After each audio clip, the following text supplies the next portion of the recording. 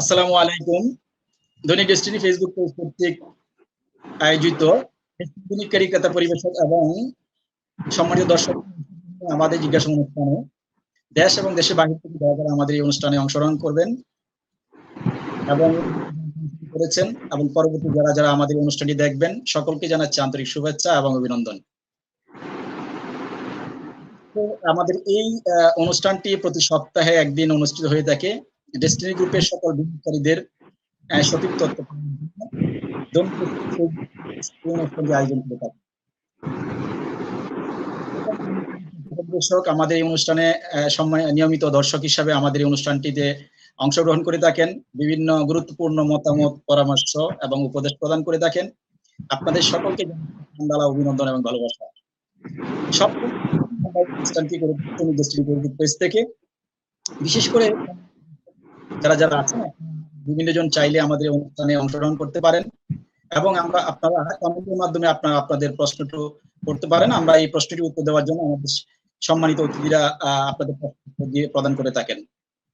সম্মানিত বিনিয়োগকারী, আপনাদের বিনিয়োগ ব্যবসা সংক্রান্ত সকল প্রশ্ন উত্তর প্রদান করার জন্য আমাদের সাথে যুক্ত আছেন অতিথি ডেস্টিনি গ্রুপের মামলা কথা বলবেন ডেস্টিনি গ্রুপের প্রধান আইনজীবী জনাব সাবেক মহানগর দায়রা জনাব এসএলএক্স সমাজি, আপনাকে স্বাগত আমাদের আজকের অনুষ্ঠানে যুক্ত হওয়ার জন্য। জি, আসসালামু আলাইকুম। আপনাদের সবাইকে আন্তরিক শুভেচ্ছা জানাচ্ছি আজকের এই অনুষ্ঠানে আমাকে আমন্ত্রণ জানানোর জন্য। ধন্যবাদ। আমাদের সাথে অতিথি হিসাবে কিছুক্ষণ পরে যুক্ত হবেন জনাব সিরাজুম মনির, ট্রিপল ডায়মন্ড এক্সিকিউটিভ, বর্তমান বোর্ডের পরিচালক ডেস্টিনি 2000 লিমিটেড। তো অল্প কিছুক্ষণের মধ্যে আমাদের এই আজকের অনুষ্ঠানে যুক্ত হবেন। তো আমরা আলোচনার শুরুতেই আজকে যে বিষয়টি নিয়ে আমরা শুরু করতে চাই, আমাদের সম্মানিত অতিথি সঠিক সময়ে উপস্থিত হয়েছেন, অনেক ব্যস্ততার মাঝে আমাদেরকে সময় দিয়েছেন, সেই জন্য স্পেশালি ধন্যবাদ। আমি শুরুতেই ডেস্টিনি গ্রুপে যে সমস্ত বিনিয়োগকারী, ক্রেতা, পরিবেশক এবং সম্মানিত দর্শক আমাদের এই অনুষ্ঠানটি দেখে থাকেন তাদের উদ্দেশ্যে সর্বপ্রথম অতিথি জনাব সমাজি স্যার, আপনাকে বলবো সম্মানিত বিনিয়োগকারীদের উদ্দেশ্যে যদি শুরুতে কিছু বলেন। জি, ধন্যবাদ। প্রথমত ইতিমধ্যে আমি সাময়িক সময়ের জন্য বিদেশে থাকার কারণে আপনাদের সাথে আমাদের জনাব মোহাম্মদ আবুল হাসানের সঞ্চালনায় এই অনুষ্ঠানের মাধ্যমে আপনাদের সাথে যে সেতু বন্ধন রচনা হয়েছে সেটার সাময়িকভাবে করা সম্ভব হয় নাই আমি বিদেশে থাকার কারণে। যাই হোক, আল্লাহর অশেষ মেহেরবানিতে আমি সফর শেষ করে এসেছি। আমি শুধু এটুকুই বলবো যে এই মামলার যেই পর্যায়ে বর্তমানে আছে আমি আশাবাদী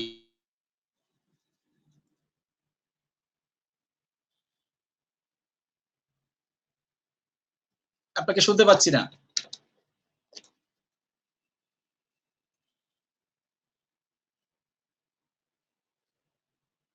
সম্ভবত নেটওয়ার্কের সমস্যা, আমরা শুনতে পাচ্ছি না।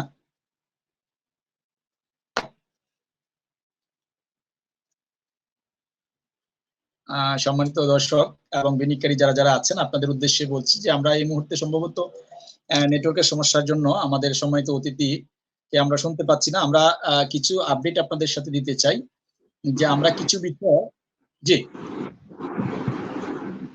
প্রবলেম ছিল। জি বলেন, প্রশ্নটা বলেন। না, সর্বপ্রথম বিশেষ করে আপনাকে শুনতে পাচ্ছিলাম না কিছুক্ষণ নেটওয়ার্কের সমস্যার জন্য। জি জি, আচ্ছা, আমরা আলোচনার শুরুতে আজকে যে বিষয়টি নিয়ে আমরা সর্বপ্রথম কথা বলতে চাই সেটা হচ্ছে আপনি লম্বা সময় আপনার পরিবারকে সময় দেওয়ার জন্য দেশের বাইরে ছিলেন, আমেরিকাতে ছিলেন। আসার পর সর্বপ্রথম পর দিনই মামলাটি শুনানিতে আপনি উপস্থিত ছিলেন। তো গত সপ্তাহে যে মামলাটি আছে ডেস্টিনি গ্রুপের মামলাটি, ডেস্টিনি টি প্ল্যান্টেশন লিমিটেডের মামলা, এই মামলা গত সপ্তাহে সর্বশেষ কি অবস্থা হয়েছে, মানে শুনানির কি পর্যায়ে হয়েছে, বিষয়টি যদি সম্মানিত দর্শকদের উদ্দেশ্যে আপডেটটা প্রদান করেন। জি ধন্যবাদ। প্রথমত গত মঙ্গলবার এই মামলার তারিখ ধার্য ছিল। সেই তারিখে প্রসিকিউশন পক্ষে কোনো সাক্ষী না আসায় এবং সময়ের দরখাস্ত দেয়ায় সেই আবেদনটি মঞ্জুর করে আগামী 2রা জুলাই 2024 ইংরেজি তারিখ পরবর্তী এই মামলার তারিখ ধার্য করা হয়েছে। ইতিপূর্বে আপনারা জেনেছেন যে সংশ্লিষ্ট বিজ্ঞ বিচারক বদলি জনিত কারণে এই মামলার সাক্ষ্য গ্রহণ আপাতত মুলতবি রয়েছে। আমরা আশাবাদী ইনশাআল্লাহ নতুন বিচারক কর্মস্থলে যোগ দেওয়ার পরে পুনরায় মামলার গতির বেগবান হবে এবং মামলা নিষ্পত্তির ক্ষেত্রে আগত বিজ্ঞ বিচারক মহামান্য সুপ্রিম কোর্টের নির্দেশনা অনুযায়ী যথেষ্ট উদ্যোগ গ্রহণ করবেন বলে আমরা আশাবাদী। স্যার, একটি বিষয়, আমরা এই যে দুদক সম্ভবত সময় নিচ্ছে, এই যে একটা সময় নিচ্ছে, প্রতি সপ্তাহে সময় নিচ্ছে, মূলত দুদক এভাবে কত সপ্তাহ পর্যন্ত এভাবে সময় নিতে পারবে? প্রথমত আপনারা জানেন, যেহেতু বর্তমান বিজ্ঞ বিচারকের বদলিজনিত কারণে দুদকের পক্ষের লার্নেড পাবলিক প্রসিকিউটর যেই সময়ের আবেদন করেছেন সেটি তিনি নমনীয়ভাবে গ্রহণ করে সেটাকে মঞ্জুর করছেন। তার কারণটা হচ্ছে, মৌলিক কারণ হচ্ছে, যেহেতু বিজ্ঞ বিচারক বদলির অপেক্ষায় রয়েছেন, সুতরাং তিনি যদি মামলার ধারাবাহিকতা অব্যাহত রাখেনও সেই ক্ষেত্রেও তিনি মামলা নিষ্পত্তি করতে পারছেন না। সে কারণেই এই মামলার সাক্ষীরা না আসায় বিজ্ঞ বিচারক যেহেতু বদলির আদেশ প্রাপ্ত হয়েছেন, সুতরাং সেই ক্ষেত্রে তিনি এই বিষয়টি বিবেচনায় নিয়ে এই প্রসিকিউশনের আবেদনটি মঞ্জুর করছেন। স্যার, একটি বিষয় সম্প্রতি শুনতে পেরেছি যে মাননীয় বিচারক বদলি হয়েছেন এবং মিডিয়ার মাধ্যমে আমরা জানতে পেরেছি। এই এখন যেহেতু উনি বদলি হয়েছেন, আমরা যতটুকু জানতে পেরেছি, একটি প্রজ্ঞাপন দেখেছি যে ওনাকে মৌলভীবাজারে বদলি করা হয়েছে, পাশাপাশি অন্য একজন বিচারকও আসছেন। এখন সেক্ষেত্রে যে একজন বিচারক আসছেন,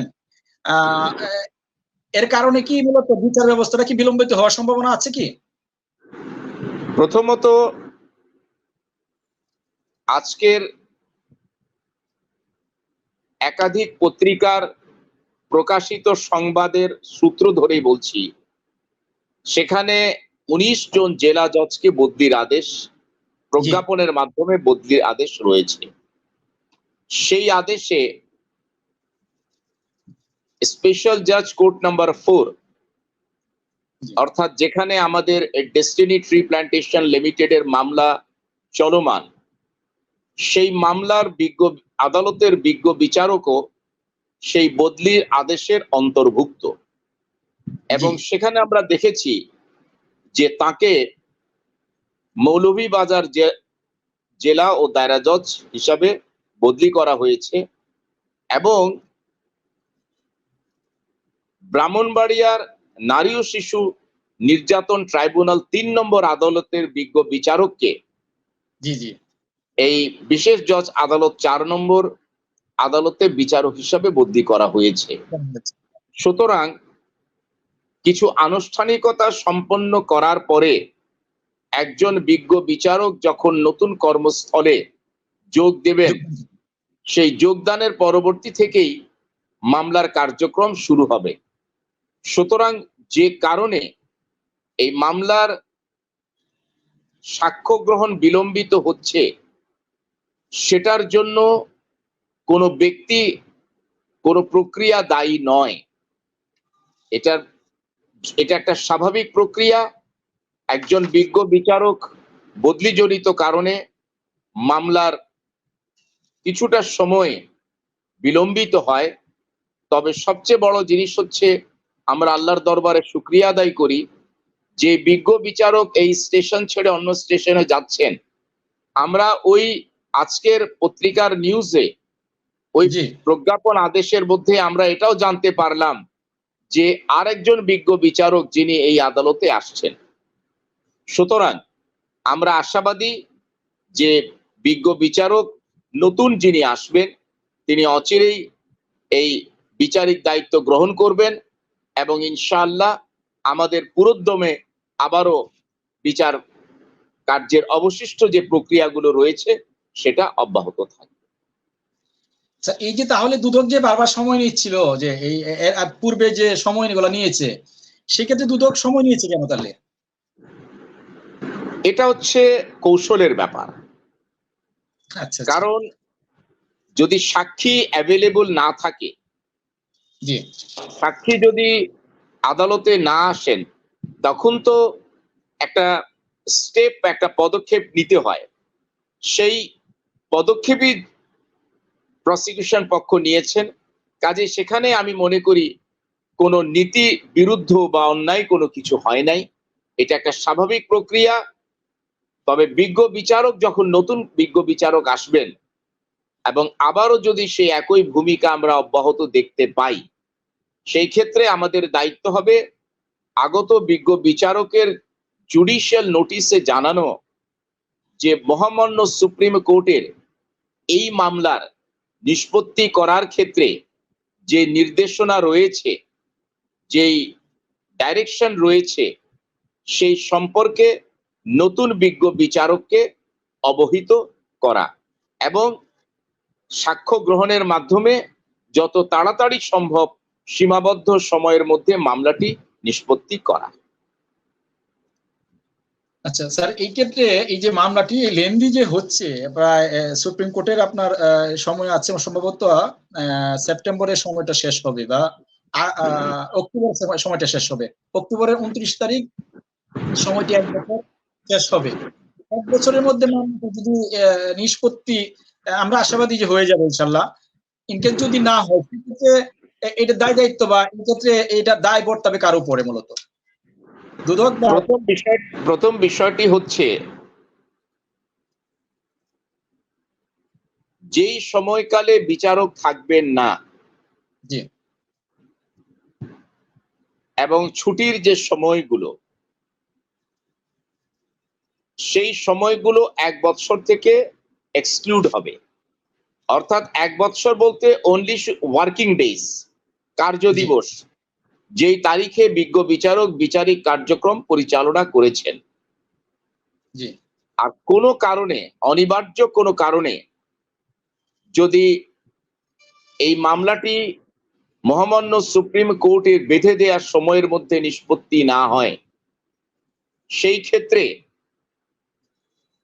আমি মনে করি বিষয়টি মহামান্য উচ্চ আদালতের নোটিশে আনা হলে তখন সেই ক্ষেত্রে মহামান্য উচ্চ আদালতই এই মামলা নির্ধারিত সময়ের মধ্যে নিষ্পত্তি না হওয়ার কারণে এর ফলাফল কি হবে, এর কনসিকুয়েন্স কি দাঁড়াবে, সেটি মহামান্য উচ্চ আদালতের উপরই আমাদের নির্ভরশীল হওয়া উচিত। স্যার, একটি বিষয় যে আমরা একটু বিষয় জানতে চাচ্ছিলাম, যে এই আমরা পূর্বে শুনেছিলাম যে কোম্পানির পক্ষ থেকে বা গ্রুপের পক্ষ থেকে বা রফিকুল আলম স্যারের পক্ষ থেকে সপ্তাহে 2 দিন শুনানি করার জন্য সময়ের আবেদন করা হবে। সেক্ষেত্রে কি এটা নতুন বিচারক আসার পর করার কোনো সম্ভাবনা আছে কি? প্রথমত, নতুন বিজ্ঞ বিচারক যোগদানের পরবর্তীতে জি আমরা সেই আদালতের এই মামলার বিষয়ে, অর্থাৎ এই মামলার যে নির্দেশনা রয়েছে এবং নিষ্পত্তি করার ক্ষেত্রে পূর্বতন বিজ্ঞ বিচারকগণ যেই তারিখ বা সময় ধার্য করে মামলাটি দ্রুত গতিতে পরিচালনা করেছেন, সকলের সহযোগিতায়, প্রসিকিউশন, ডিফেন্স, সাক্ষীদের সকলের সহযোগিতায়, সেই বিষয়টি আমরা জুডিশিয়াল নোটিশে আমরা দিতে চাই। এবং সেই ক্ষেত্রে যদি এমন কোনো কারণ উদ্ভব হয় যাতে করে আমাদের দরখাস্ত যোগে সপ্তাহে 1 দিন বা 2 দিন তারিখ ধার্য করার কথা বলা উচিত, তখন আমরা ওই সময়টা যদি কোনো প্রয়োজন হয় সেই ক্ষেত্রে আমরা লিখিতভাবে আবেদনের মাধ্যমে আদালতের দৃষ্টি আকর্ষণ করব বা জুডিশিয়াল নোটিশে দেব। ধন্যবাদ। আমরা এর পরবর্তী আরেকটি বিষয়ে একটু জানার ইচ্ছা, সেটা দর্শকদের জানতে চেয়েছেন। ডেস্টিনি প্লান্টেশন লিমিটেডের যে মামলাটি হয়েছে, মাল্টিপারপাস, এটা ইতিমধ্যে আপনার মাধ্যমে নিষ্পত্তি হয়েছে বা আপনি শুনানি করেছেন। এই মামলায় যে অভিযোগ দুদক নিয়ে আসছে, ওই অভিযোগের মধ্যে 11 বা 5টিতে দুদক মূলত কি কি অভিযোগগুলা মানে উল্লেখ করেছেন, চার্জশিটের মধ্যে কি কি অভিযোগগুলো উল্লেখ করেছেন? মূলত অভিযোগটা হচ্ছে প্রতারণা এবং মানি লন্ডারিং। অর্থাৎ প্রসিকিউশনের অভিযোগ অনুযায়ী অভিযুক্ত ব্যক্তিগণ প্রতারণার মাধ্যমে অবৈধ উপার্জন করে সেই টাকাগুলো স্থানান্তর, হস্তান্তর এবং রূপান্তরের মাধ্যমে সমুদয় টাকার আত্মসাৎ করেছেন এবং সেগুলো মানি লন্ডারিং এর পর্যায়ভুক্ত বিধায় তারা এই আইনের আওতায় তাদেরকে প্রসিকিউট করা হয়েছে। স্যার, এই যে তারা আত্মসাৎ করেছেন, এই আত্মসাতের মানে সাথে সংশ্লিষ্ট কোনো এভিডেন্স যে ওনারা অ্যাকাউন্টসে ট্রান্সফার করেছেন অথবা টাকাটা বিদেশে পাচার করেছেন, এই জাতীয় কোনো যে সাক্ষী যারা যারা আসছে, আপনি যাদেরকে জেরা করেছেন, দুদকের পক্ষ থেকে কোনো ধরনের এভিডেন্স বা সঠিক তথ্য উপাত্ত তারা কি দাখিল করতে পেরেছেন আদালতে? প্রথমত, এই মামলার যারা অভিযুক্ত তাদের অ্যাকাউন্টে যে টাকাগুলো ট্রান্সফার হয়েছে, যে টাকাগুলো ক্রেডিট হয়েছে, সেটা নিয়ে আমরা কখনো দ্বিমত পোষণ করি না। আমরা বলেছি এই টাকাগুলো আমার বৈধ উপায়ের মাধ্যমে অর্জিত এবং আমরা স্যালারি হোক, ইনসেন্টিভ হোক কিংবা কোম্পানি আইনের অধীনে প্রাপ্য হিসাবে এই টাকাগুলো আমাদের অ্যাকাউন্টে এসেছে। সুতরাং প্রসিকিউশনের দাবি, এই দাবির সমর্থনে, অর্থাৎ কোনো ব্যক্তি এসে কথা দাবি করেন নাই যে জনাব মোহাম্মদ রফিকুল আমিন কিংবা মোহাম্মদ হোসেন কিংবা lieutenant general M Harunur Rashid কিংবা অন্য কোন অভিযুক্ত ব্যক্তি কোন ব্যক্তি বিশেষকে প্রতারণার মাধ্যমে প্রলুব্ধ করে এই টাকাগুলো গ্রহণ করেছেন, এই ধরনের কোনো এভিডেন্স এখনো পর্যন্ত সাক্ষ্য প্রমাণযোগ্যে আমরা পাই না। আমরা যেটা পাই সেটা হলো এই টাকাগুলো অ্যাকাউন্টে যেটা এসেছে, সেই টাকাগুলোর অর্জনটা প্রসিকিউশন বলতে চান অপরাধ লব্ধ আয়। আমরা বলেছি এটা অপরাধ লব্ধ আয় নয়। সুতরাং সেই ক্ষেত্রে যেহেতু বিষয়টি বিচারাধীন বিষয়, এখন মাননীয় বিচারক, বিজ্ঞ বিচারক সাক্ষ্য প্রমাণের ভিত্তিতে নির্ধারণ করবেন যে প্রকৃতপক্ষে আমি বা আমরা আদৌ মানি লন্ডারিং এর কিংবা প্রতারণার কোনো অপরাধ করেছি কি না। এবং সেই ক্ষেত্রে বিজ্ঞ বিচারিক আদালতের রায়, মহামান্য উচ্চ আদালতের রায় পর্যবেক্ষণের মাধ্যমে চূড়ান্ত সিদ্ধান্ত আমরা পাবো ইনশাআল্লাহ যে প্রকৃতপক্ষে প্রসিকিউশনের এই দাবি আইনের দৃষ্টিতে অ্যাকসেপ্টেবল এবং সাস্টেইনেবল কিনা, গ্রহণযোগ্য এবং বহালযোগ্য কিনা। সুতরাং আমাদের দায়িত্ব হচ্ছে আইন ও আদালতের প্রতি শ্রদ্ধাশীল হয়ে সেই সময়টুকু পর্যন্ত অপেক্ষা করা এবং আমরা ন্যায় বিচার প্রত্যাশী। আমরা বিশ্বাস করি যে ইনশাআল্লাহ চূড়ান্ত ফলাফল ন্যায় বিচারের পক্ষেই আসবে। স্যার, এখানে একজন প্রশ্ন করেছিলেন এরকম এমডি লিয়াকত কমেন্টের মাধ্যমে, সেটা হচ্ছে সমাজের কাছে জানতে চাই, অনেক অপরাধী দেখছি জামিন পেতে, কিন্তু রফিকুল আমিন স্যার কেন অপরাধ না করেও কেন জামিন পাচ্ছেন না? বিষয়টি যদি আপনি একটু বলতেন। প্রথমত, অজামিনযোগ্য অপরাধের ক্ষেত্রে নন বেলেবল অফেন্সের ক্ষেত্রে কোনো অভিযুক্ত ব্যক্তিকে জামিন প্রদান করা বা না করা সম্পূর্ণ সংশ্লিষ্ট আদালতের ঐচ্ছিক বা ডিসক্রিশনারি পাওয়ার। এক বিজ্ঞ আদালত যখন তার ঐচ্ছিক ক্ষমতা প্রয়োগ করেন, সেই ঐচ্ছিক ক্ষমতা প্রয়োগের কারণে সেটাকে সমালোচনা করার কোনো সুযোগ আইনের দৃষ্টিতে আমাদের নাই। আমাদের দায়িত্ব হচ্ছে কোনো কারণে যদি আমরা কোনো আদালতের, বিশেষ করে বিজ্ঞ বিচারিক আদালতের কোনো আদেশে যদি আমরা অ্যাগ্রিভড হই, তখন সেই ক্ষেত্রে আমাদের উচ্চ আদালতে যাওয়ার, ন্যায় বিচার যাওয়ার আইনত সুযোগ রয়েছে। আপনারা নিশ্চয়ই জানেন যে ডেস্টিনি মাল্টিপারপাস কোঅপারেটিভ সোসাইটিস লিমিটেডের মামলায় বিজ্ঞ বিচারিক আদালত জামিন নামঞ্জুর করেছিলেন। সেই নামঞ্জুর আদেশের বিরুদ্ধে পরবর্তীতে অ্যাপেলেট স্টেজে মহামান্য হাইকোর্ট বিভাগ জনাব মোহাম্মদ রফিকুল আমিনকে আমার জানা মতে 1 বছরের জন্য সাম্প্রতিককালে জামিন মঞ্জুর করেছেন। সেই আদেশের সম্পৃক্ত হয়ে learned prosecutor for anti corruption commission মহামান্য সুপ্রিম কোর্টের অ্যাপেলেট ডিভিশনে সেই জামিন প্রদানের আদেশের বিরুদ্ধে সেখানেও তারা দরখাস্ত দায়ের করেছিলেন, কিন্তু সেখানে আমার জানা মতে কোনো সুফল প্রসিকিউশন পান না।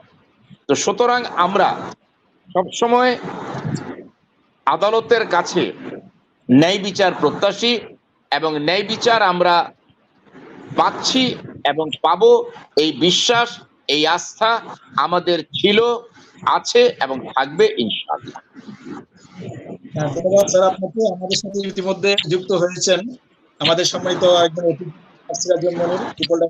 এক্সিকিউটিভ পরিচালক লিমিটেড জনাব সিরাজুল মনি। আপনাকে স্বাগতম আমাদের এই অনুষ্ঠানে, একটু দেরিতে হলে যুক্ত হওয়ার জন্য। জি, আপনাদেরকে ধন্যবাদ।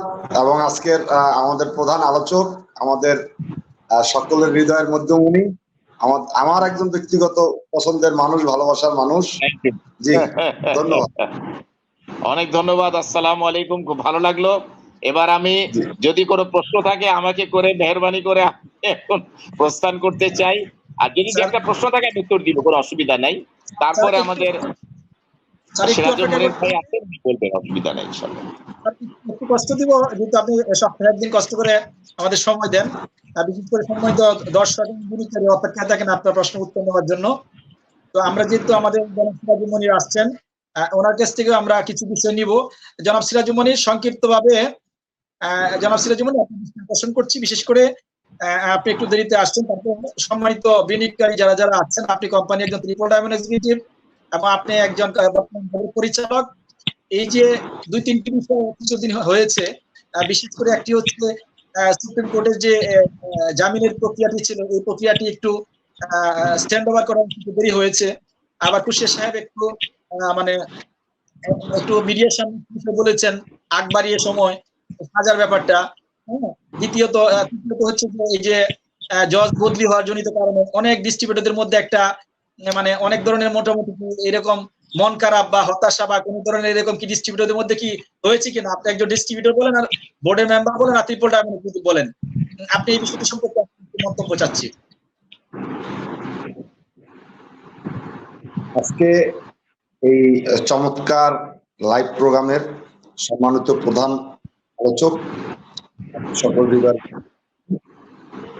জনাব সমাজি সাহেব এবং উপস্থাপক সঞ্চালক আবুল হাসান, এবং আজকে যারা দেশে এবং দেশের বাইরে যে যেখানে বসে আপনারা দেখছেন, সবাইকে সালাম এবং অভিনন্দন। আশা করি ইনশাআল্লাহ সবাই আপনারা ভালো আছেন। গত 12 বছর শুরু থেকে এ পর্যন্ত শুরু লগ্নে আমাদের যেই ধরনের নিউজ ছিল যে এমডি আমাদের ডেস্টিনি বন্ধ হয়ে যাবে, এরপরে হঠাৎ করে আমাদের সম্পর্কে লেখালেখি হলো, তারপর এমডি সম্পর্কে মামলা, শুরুতে এইগুলো তো আমরা চিন্তাও করতে পারিনি। যে ডেস্টিনির বিরুদ্ধে মামলা হবে। ডেস্টিনির বিরুদ্ধে মামলা হলো, এই মামলাটা আমরা কিন্তু পজিটিভ নিতে পারিনি, নেগেটিভ আমরা সবাই ছিলাম। এরপরে দেখা গেছে এমডির বিরুদ্ধে ই হলো, মানে সমন জারি হলো, ওয়ারেন্ট জারি হলো, এরপর আবার জামিন নেওয়া হলো, আবার জামিন ক্যান্সেল হলো। এই যে একটার পর একটা মেসেজ, এই মেসেজ গুলো কিন্তু আমরা তখন নিতে পারিনি। এটা যে কতটা আমাদেরকে আঘাত করেছে শুরুতে, যেটা অকল্পনীয়। মানে এগুলো আমাদের চিন্তা চেতনার মধ্যে ছিল না। যেদিন এমডি স্যারের জামিন ক্যান্সেল হয়, ওই দিন আমি 60 জন পিএইচডি নিয়ে ইন্ডিয়ার দার্জিলিং এ ছিলাম, কিভাবে তাদের সবাইকে ক্যানাডা বানানো যাবে। সবাই এদিকে এগুলো নিয়ে ব্যস্ত, আমি আমার পিএইচডিদেরকে নিয়ে ইন্ডিয়াতে ব্যস্ত, দার্জিলিং কিভাবে তাদেরকে ক্যানাডা বানানো যায়। তো সেক্ষেত্রে আমরা সবসময় পজিটিভ চিন্তা করেছি এবং করেছিলাম। এর মধ্যে আমাদের এখানে বিভিন্ন ধরনের ঝড় তুফান এবং ব্যাড নিউজ আসতেছিল, আমরা বারবার আহত হচ্ছিলাম। এই যে আহত হওয়ার বিষয়, এরপরে দেখা গেছে জামিন ক্যান্সেল হলো, এমডি স্যার জেলখানায় গেল, এরপরে জামিন প্রক্রিয়া শুরু হলো, একটার পর একটা নেগেটিভ, নেগেটিভ শুনতে একটা পর্যায়ে নেগেটিভ আর এগুলো নেগেটিভ আমাদের কাছে মনে হয় না। মানে অনেকে হয়তো যদি কেউ নূতন থেকে থাকে ডেস্টিনিতে, যে নূতন কিছু শুনছে, তাহলে তাদের মন খারাপ হতে পারে, তারা ডিমোটিভেট হতে পারে। বাট আমরা তো 12 বছর অপেক্ষা করেছি, আমাদের হারানোর আর কি আছে? আমাদের 12 বছরের কোম্পানিতে সবই, আমাদের এমডি স্যার জেলে, এখন সে বের হওয়ার সময়। হ্যাঁ, এখন অনেকে অনেক কথা বলবে, কি হবে না হবে। আমি সত্যি কথা, আমি বলতে পারি না আগামী দিন কি হবে, সকালবেলা কি হবে আমি বলতে পারি না। আর 5 মিনিট পরে কি হবে, আর 5 মিনিট পরে এরকম হতে পারে পুরো ঢাকা শহর ভূমিকম্প হয়ে আবার একদম মাটির নিচে মিশে যেতে পারে। তার মানে কি আমি ঢাকা শহর ছেড়ে দেবো, এরকম না। হ্যাঁ, ভূমিকম্প হলে কিন্তু বিল্ডিং এ থাকা নিরাপদ না। এবং আমরা কিন্তু শুনে আসছি যে শুরু থেকে ভূমিকম্প হলে সবচেয়ে মৃত্যুপুরীতে পরিণত হবে এবং ঢাকা শহর, আর তার মধ্যে সবচেয়ে খারাপ জায়গা হলো পুরান ঢাকা। পুরান ঢাকায় তো আমাদের আজকে মহামান্য প্রধান অতিথি, ওনার ওখানে বাড়ি, ওখানে দীর্ঘদিন যাবত থাকতেন, উনি কিন্তু এই এলাকা ছেড়ে যাননি। তার মানে কি পুরান ঢাকায় কিন্তু লোক বেশি লোক পুরান ঢাকা থাকে। হ্যাঁ, ওয়ারিতে, কিন্তু তারা কিন্তু ছেড়ে দেয়নি। হ্যাঁ, ছেড়ে দেয়নি। কারণ কবে কি হবে এই আশায় যদি আজকে থেকে আমরা ঢাকা শহর ছেড়ে দেই বা সবকিছু ছেড়ে দেই, তাহলে তো সব বন্ধ হয়ে যাবে। মানে আগামী আজকে কি হবে, কালকে সকাল কিভাবে হবে, পরশু দিনের সকাল কিভাবে হবে, এটা একমাত্র মহান রব্বুল আলামিন জানে, কেউ জানে না। ভবিষ্যৎ কেউ বলতে পারে না। এই জন্য এক একজনে এক একটা কিছু বলতে পারে, কিন্তু কখন কি হবে এটা আমার রব জানে, আমার মালিক জানে। তবে আমি জানি মহান রব্বুল আলামিন যা করে এর মধ্যে কল্যাণ হয়েছে। এর প্রসঙ্গে একটা ঘটনা আজকে আপনাদেরকে বলি। ভেনিজুয়েলাসে একটা ধূমকেতু মহাকাশ থেকে এসে ভেনিজুয়েলাসে পড়ল, ওখানে পড়ে একদম সব মানে ধ্বংসলীলায় পরিণত হয়ে গেল। একদম মানে বিশাল এরিয়া নিয়ে মানে খুব খারাপ পরিবেশ তৈরি হলো। তখন মানুষ মন্তব্য শুরু করলো, এই এরিয়ার লোকজন বেশি খারাপ, এরা উল্টাপাল্টা করতো, এখানে গজব নাজিল হয়েছে, এখানে খারাপ কিছু হয়েছে, এরকম অনেকে মন্তব্য করেছে। কিন্তু আলটিমেটলি আজ সেই ভেনেজুয়েলাসে, সেখানে যেই জায়গাটায় এই ধূমকেতু পড়েছে, সেখানে এখন ডায়মন্ড পাওয়া যাচ্ছে, সেখানে ডায়মন্ডের খনি। তার মানে কি ধ্বংসের পরে প্রত্যেকটা জায়গায় একটা এরকম ডায়মন্ডের মতো একটা স্বপ্ন মানুষ দেখতে পারবে। এটা হলো ওটার একটা এক্সাম্পল। এটাই আমাদের ইতিহাস বলে, রাত্র যতই গভীর সকাল ততই নিকটে, মেঘ দেখে কেউ করিসনি ভয়, আড়ালে তার সূর্য হাসে।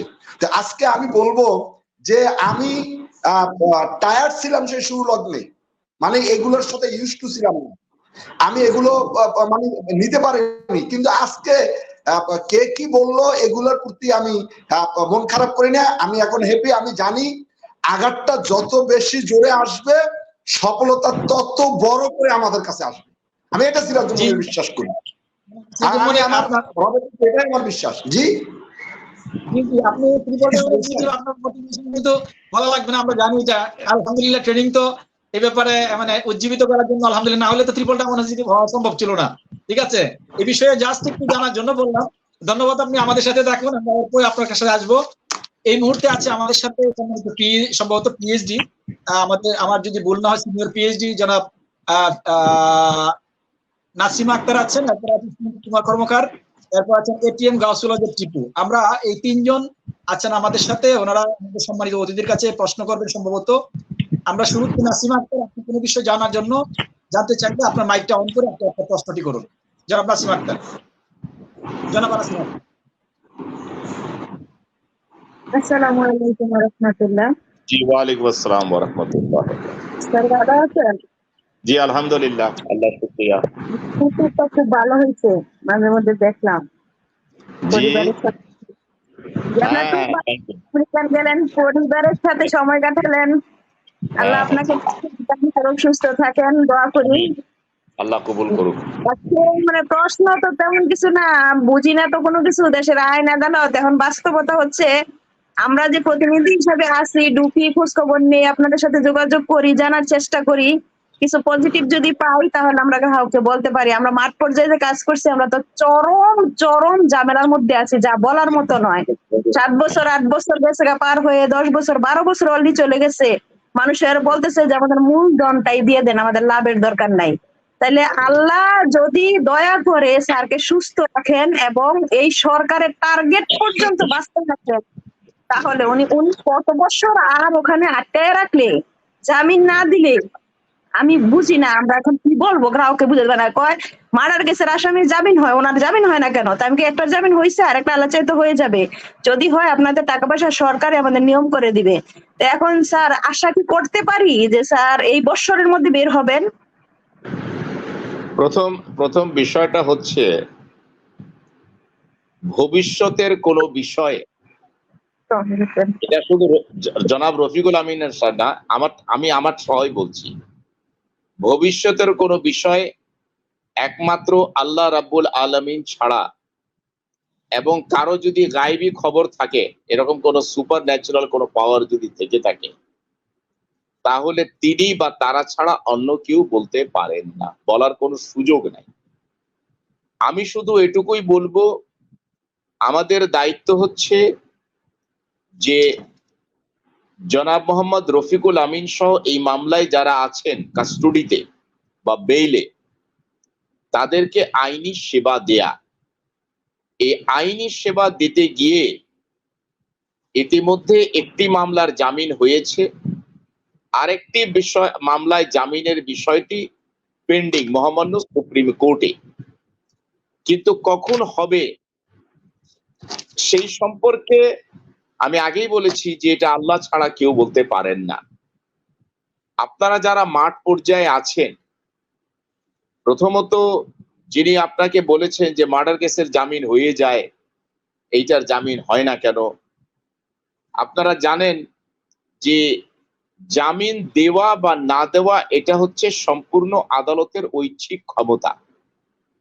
আপনাদের দেখার দায়িত্ব হচ্ছে যে জনাব মোহাম্মদ রফিকুল আমিনের পক্ষে আদালতে, যে আদালতে হোক, সেটা ট্রায়াল কোর্টে হোক বা উচ্চ আদালতে হোক, তাকে রিপ্রেজেন্ট করা বা প্রতিনিধিত্ব করা হচ্ছে কিনা, এবং তিনি সর্বোচ্চ আইনি সেবাটা পাচ্ছেন কিনা।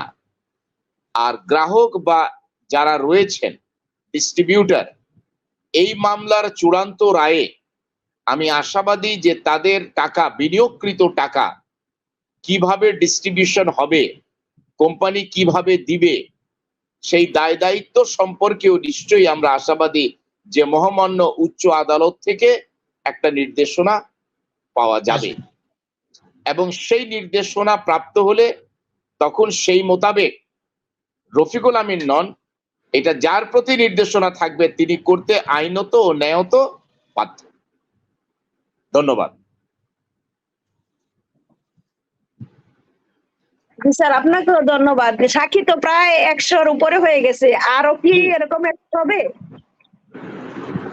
এখন নতুন বিজ্ঞ বিচারক আসলে, আমরা একটা দুটা কার্য দিবস শুরু করলে আমরা তখন বুঝতে পারবো যে তিনি এই মামলার পরবর্তী সাক্ষ্য কিভাবে কতজন নিতে চান বা দেওয়া হবে, সেটা উনি যোগদান করার পরই আমরা এই বিষয়টা অনুধাবন করতে পারবো। তো সেটা আমরা একটু অনুধাবন করে নেই, তারপরে হয়তো উত্তর দেওয়াটা আমাদের জন্য সহজ হবে। এই মুহূর্তে কাউকে খুশি করার জন্য কোনো উত্তর দেওয়াটা সমীচীন হবে না বলে আমি মনে করি। জি স্যার, আপনাকে আবারও ধন্যবাদ। ধন্যবাদ। সবকিছু ধন্যবাদ। আল্লাহর ইচ্ছা। আল্লাহ আমাদেরকে ধৈর্য ধরার তৌফিক দান জি, করুন, আর জি, এই আমিন। সরকারের উপর আল্লাহ রহম নাজিল করুন। আমিন। আচ্ছা, জি, এই জি মুহূর্তে বলেন। আছেন আমাদের আরেকজন সম্মানিত অধিকারী সন্দীপ কুমার কর্মকার। আপনি আপনার প্রশ্নটি করুন, মাইকটি অন করে আপনি আপনার প্রশ্নটি করুন। জনাব সন্দীপ কুমার কর্মকার, আপনি আপনার মাইকটি অন করে প্রশ্নটি করুন প্লিজ। জি জি, ধন্যবাদ। দৈনিক ডেসটিনি কর্তৃক আয়োজিত আমাদের জিজ্ঞাসা প্রোগ্রামের সম্মানিত প্রধান অতিথি এবং অতিথি মহোদয় এবং মাননীয় সঞ্চালক মহোদয় এবং দেশের বাইরে থেকে ডেসটিনির বিনিয়োগকারী ক্রেতা পরিবেশক সকলকে জানাই সালাম এবং নমস্কার। জনাব, আজকের অনুষ্ঠানের প্রধান অতিথি জনাব এহসানুল হক সমাজি স্যারের কাছে একটা বিষয় আমার জানতে চাওয়া, আমাদের দেশের সর্বোচ্চ আদালত মাননীয় সুপ্রিম কোর্টের থেকে এরকম কোন অর্ডার বা আইন পাশ করা আছে কিনা যে একজন আসামি বা একটা ব্যক্তির নামে মামলা থাকলে যে ধারাতে তার মামলা থাকে ওই ধারার সর্বোচ্চ যে সাজাটা, ওই ধারা অনুযায়ী যে সর্বোচ্চ সাজাটা, এই সাজাটা শেষ হওয়ার আগে যদি মামলা নিষ্পত্তি না হয়, পরবর্তীতে মামলা নিষ্পত্তি হয়, মেয়াদ পার হওয়ার পরে মামলা নিষ্পত্তি হইল, তখন সর্বোচ্চ সাজাটা দিল ধরে নিলাম 12 বছর বা 10 বছর বা 20 বছর 30 বছর যেটাই হোক। তো বিচার প্রক্রিয়া শেষ হইল না, আর সাজার মেয়াদ শেষ হয়ে গেল আইন অনুযায়ী। সেই ক্ষেত্রে সুপ্রিম কোর্টের কোনো অর্ডার আছে কিনা যে আসামিকে কারা কর্তৃপক্ষ মুক্তি দিতে পারে, এরকম কোনো অর্ডার আছে কিনা? ধন্যবাদ। প্রথমত স্যার, এখানে আরেকজন একটা প্রশ্ন করছে, এটা স্যার এখানে জি বলেন। এটার সাথে সংশ্লিষ্ট আরেকজন একটা প্রশ্ন করছে, আমি যোগ করে নিচ্ছি, তাইলে আলোচনাটা করতে সুবিধা হবে আপনার। জনাব আরিফুল ইসলাম সিরাজগঞ্জ থেকে উনি প্রশ্ন করেছেন, মামলা শেষ হওয়ার আগে যদি 12 বছর সাজা ভোগ করা হয়ে যায় তখন করণীয় কি? স্যার এই দুইটা একটু উত্তর দিবেন। জি জি, প্রথম বিষয়টি হচ্ছে কোন নির্দিষ্ট মামলায় রায় প্রদান না করা পর্যন্ত একজন অভিযুক্ত ব্যক্তি কতদিন সাজা খাটলেন সেটি সম্পূর্ণ অপ্রাসঙ্গিক এবং কোনোভাবেই সেটা কাউন্টেবল না। অর্থাৎ কোন মামলার রায় প্রদানের মাধ্যমে যতদিন আসামি কাস্টডিতে ছিলেন, ফৌজদারি কার্যবিধির 35-এর এ ধারার বিধান অনুযায়ী সেই সময়টি কর্তন করা হবে মর্মে মহামান্য উচ্চ আদালত রিপোর্টের ডিসিশনের মাধ্যমে নির্দেশনা দিয়েছেন। আপনারা জানেন যে ডেস্টিনি ট্রি প্ল্যান্টেশন লিমিটেডের মামলায় বিজ্ঞ বিচারিক আদালত যেই দণ্ডাদেশ প্রদান করেছেন সেই দণ্ডাদেশের মেয়াদ উত্তীর্ণ হয়েছে বা হবে, এটা কারা কর্তৃপক্ষ চূড়ান্তভাবে বলতে পারবেন। কারা কর্তৃপক্ষ গণনা করে চূড়ান্ত হিসাবটা বলতে পারবেন।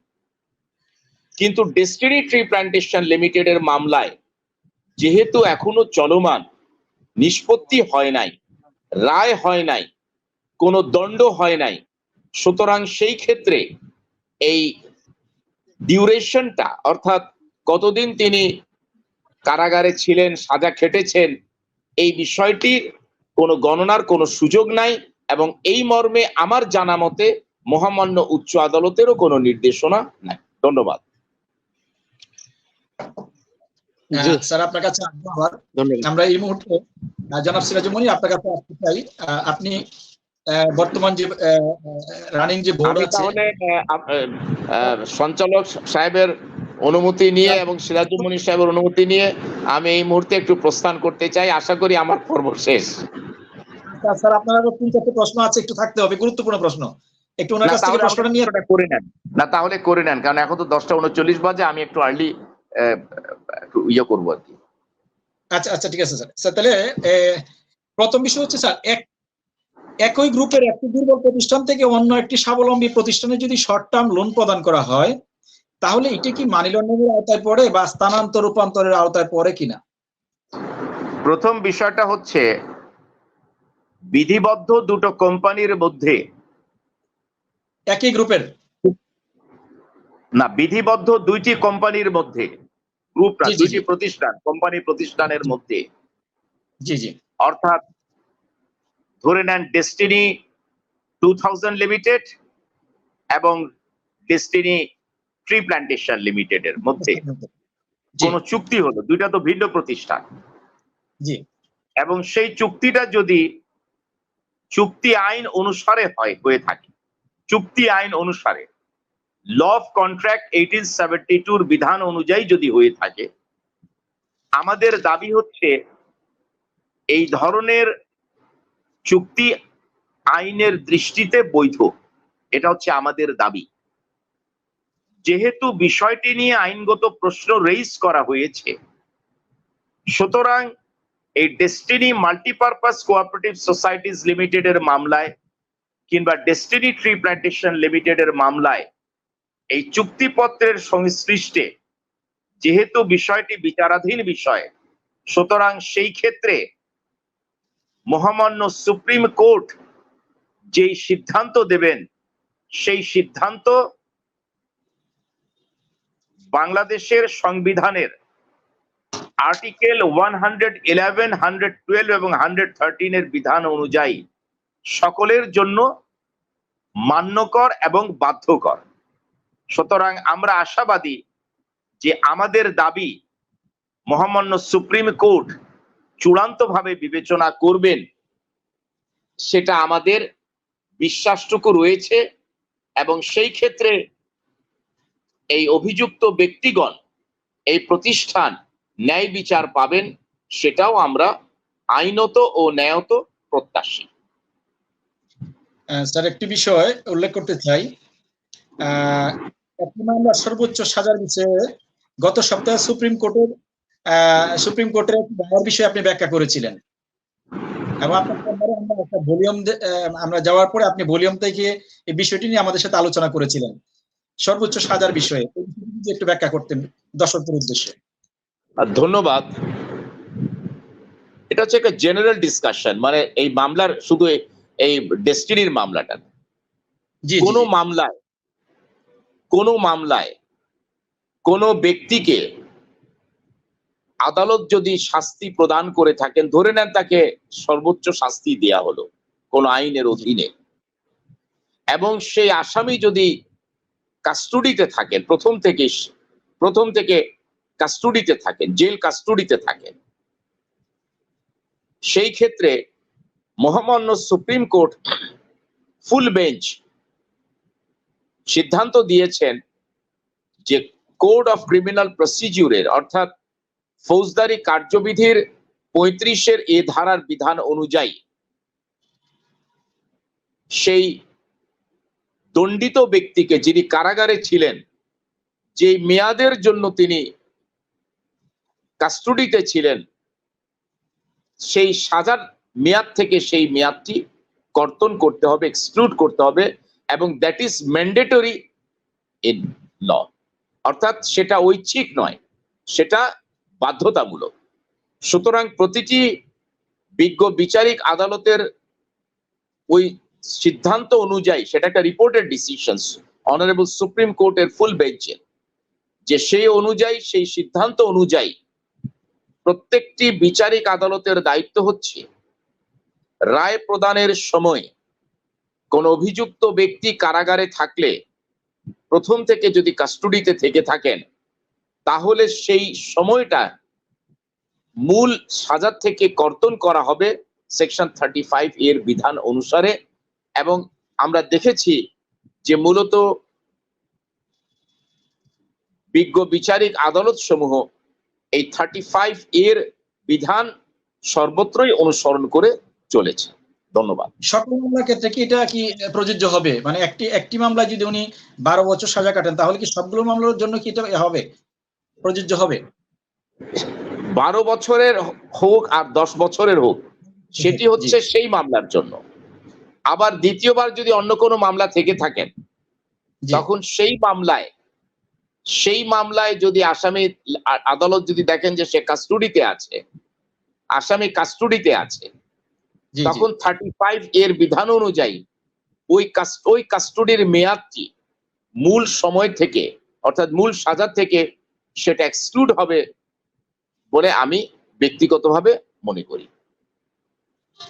স্যার সর্বশেষ একটি বিষয় আপনার কাছে জানার, অনেকে বলে থাকেন ডেস্টিনি টি প্লান্টেশন লিমিটেড নামে কোম্পানির নামে কোনো মামলা নেই, মামলা হয়েছে ব্যক্তির নামে। তাহলে প্রতিষ্ঠানের কার্যক্রম পরিচালনা করতে বাধা কোথায়?